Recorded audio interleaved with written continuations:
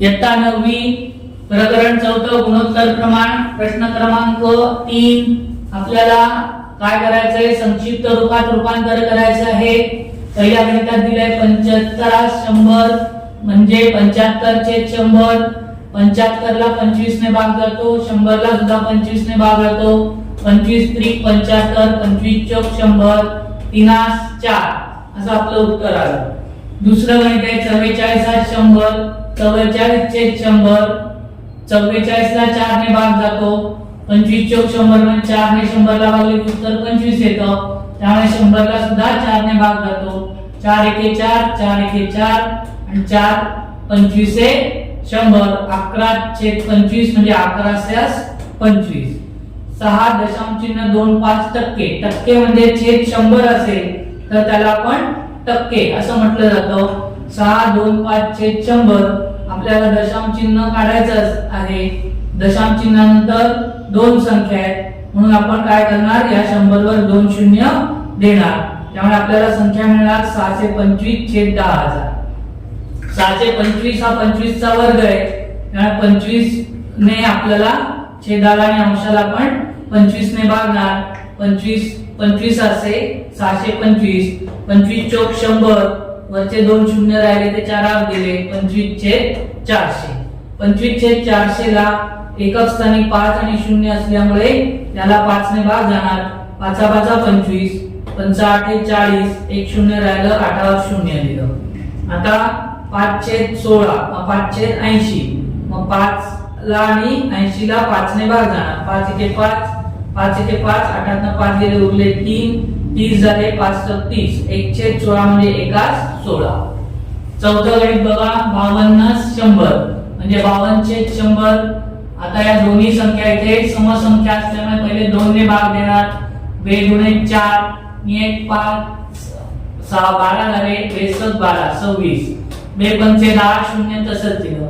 परत या दोन्ही समसंख्या असल्यामुळे 2 ने भाग दिला 2 एके 2 2 त्रिक 6 2 गुणे 4 आणि 1 5 2 पंचे 10 13 छेद 25 म्हणजे 13 7 25 0.64 टक्के म्हणजे 0.64 छेद 100 100। आता परत दशांश चिन्हानंतर 2 काय आहे स्थळ आहे दशांश चिन्ह आपल्याला काढायचं आहे म्हणून आपण 100 वर 2 शून्य देणार 64 छेद 10000। 64 8 चा वर्ग आहे त्यामुळे 8 ने भाग जातो 10000 ला 8 ने भाग जातं का आपण बघूया तर तो भाग जातो 8 एके 8 10 ने 8 गेले उरले 2 वर्ण घेतले शून्याला 8 गुणे 16 20 मधनं 16 गेले उरले 4 वर्ण घेतले 0 8 पंचे 40 40 मधनं 40 गेले 0 पण 1 शून्य उरलं म्हणून ते आपण वरती 5 च्या पुढे लिहिलं आणि उत्तर मिळालं 1250 म्हणजे 8 ने 10000 ला भागलं की उत्तर मिळतं आपल्याला 1250 8 छेद 1250। 8 आणि 0 हे असल्यामुळे दोन्ही समसंख्या असल्यामुळे आपण याला 2 ने भाग देतोय 2 चौक 8 आणि 2 सख 12 2 गुणे 4 आणि 1 5 2 पंचे 10 4 छेद 725 4 7 625। हा आपला तिसरा प्रश्न झाला। आता आपण पाचवा प्रश्न बघणार आहोत।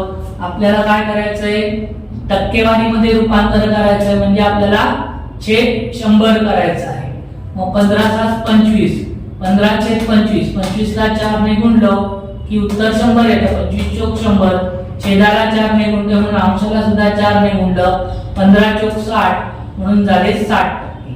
47 7 50 47 छेद 50 गुणिले 2 छेद 2 50 ला 2 ने गुणलं की उत्तर येतं 100 2 7 14 चला 1 2 चौक 8 आणि 1 9 94 छेद 100 म्हणजे 94%।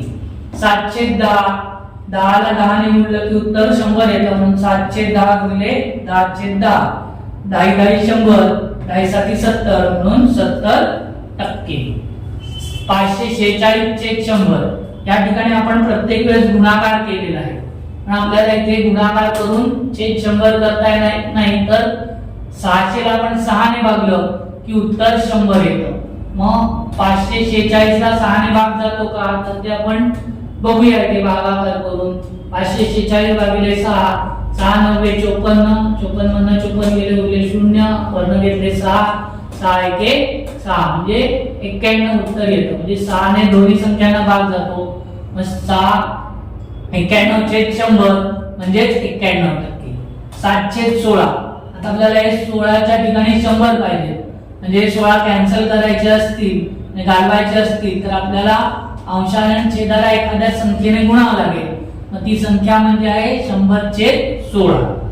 100/16 ने आपण अंशाला पण गुणलं आणि छेदाने पण गुणलं. 7 गुणिले 100/16 आणि 16 गुणिले 100/16. 7 गुणिले 100 700/16. 16 एके 16, 16 एके 16, 100 उरले म्हणून छेद 100 झाला. आता आपल्याला छेद 100 मिळालेला आहे, पण आपल्याला भागाकार करावा लागेल. म्हणून 16 ने 700 ला भागलं. 16 चोक 64.